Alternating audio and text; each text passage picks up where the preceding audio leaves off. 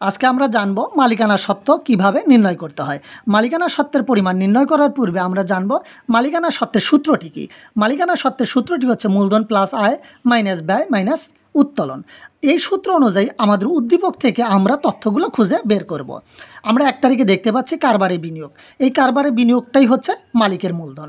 আমরা লিখব মূলধন আনায়ন বা কারবারে বিনিয়োগ 1 লক্ষ টাকা। আমরা 5 তারিখে দেখতে পাচ্ছি নগদে পণ্য বিক্রয় 50,000 টাকা।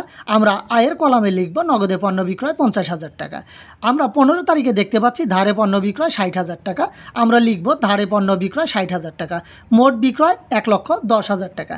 1,10,000 টাকা থেকে আমরা বিক্রয়কৃত পণ্য ফেরত এসেছে 5,000 টাকা। এই 5,000 টাকা বিয়োগ করব। বিয়োগ ফল পাবো আমরা 1,05,000 টাকা। 1,05,000 টাকাই হচ্ছে মোট আয়। তাহলে মূলধনের সাথে মোট আয় যোগ করব। যোগফল পাবো আমরা 2,05,000 টাকা। 2,05,000 টাকা থেকে আমরা ব্যয়গুলো বিয়োগ করব। আজকের উদ্দীপকে ব্যয় হলো কুড়িন 2,000 টাকা এবং যন্ত্রপাতির অবচয় 2,000 টাকা, মোট 4,000 টাকা। মোট অবচয় 2,000 টাকা এবং কুড়িন 2,000 টাকা, ব্যয়ের পরিমাণ 4,000 টাকা। 2,05,000 টাকা থেকে ব্যয় 4,000 টাকা বিয়োগ করলে বিয়োগফল পাবো আমরা 2,01,000 টাকা। এই 2,01,000 টাকা থেকে আমরা মালিকের নিজের প্রয়োজনে ব্যাংক থেকে উত্তোলন করেছি 3,000 টাকা। এই 3,000 টাকা আমরা বিয়োগ করলে ফলাফল পাবো 1,98,000 টাকা।